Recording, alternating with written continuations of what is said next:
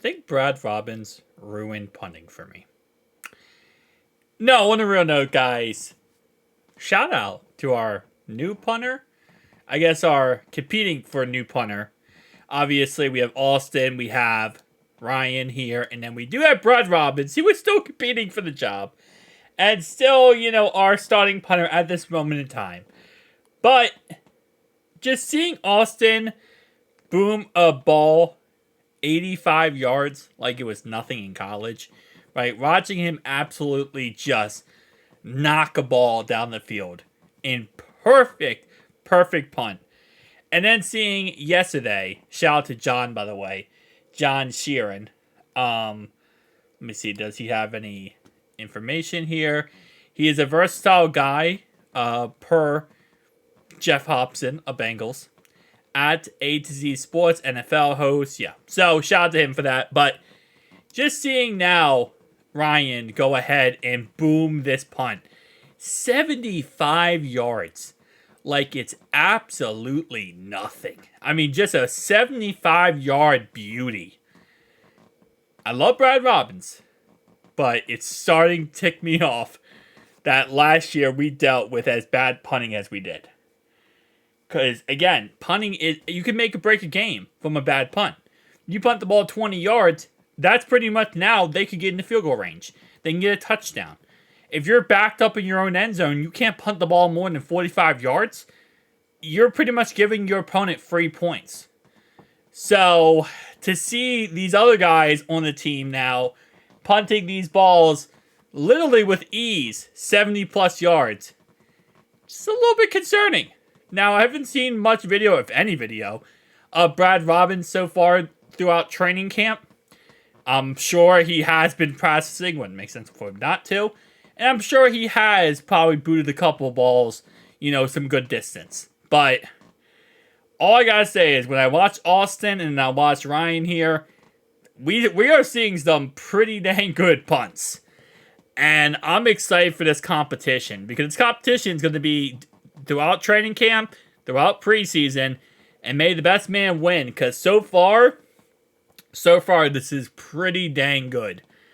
And I will say overall wise, I'm not sure if he's working on accuracy here or if he's just literally kicking it to kick it, which most likely it might be hang time. Actually, no, it's not hang time. That's pure power. If that was hang time, it would be a lot shorter and it would be like a coffin type thing. He's not kicking it to a coffin kicker here.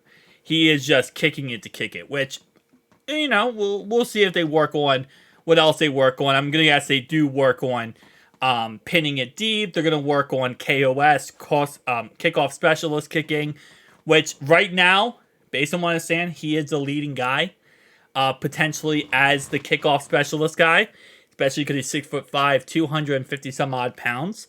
So if he can kick the ball like this, and let's say he can kick it off and be very good at kicking it off, then he could also be very good at tackling. He's a big body guy. So it's going to kind of take away from the extra hits that Money Mac would have or who else would have on that kickoff team. But just very awesome to see. Very exciting to see this punting competition get underway. I know this is something that we, as football fans, right? Punters, kickers more, but punters we kind of sometimes dismiss like, oh, come on, man, he's just a punter. It's just a punter, bro. It's just a punter. But punting is a very important position in the game. I mean, again, like I said, imagine you're at your own 1 yard line. You go 3 and out. You got to punt the ball. You can't have a Brad Robbins punting at 26 yards. You just can't. You need someone who can punt the ball 40, 50 yards at least. I mean, I'm talking about at least. Preferably 60 plus yards. And then you can pin them at least at their 40-yard line so that you have a better chance to get a stop and potentially not let them get points. Because a bad punt, you muff a punt, you make a mistake on a punt. And again, I know Brad Robbins last year was a rookie.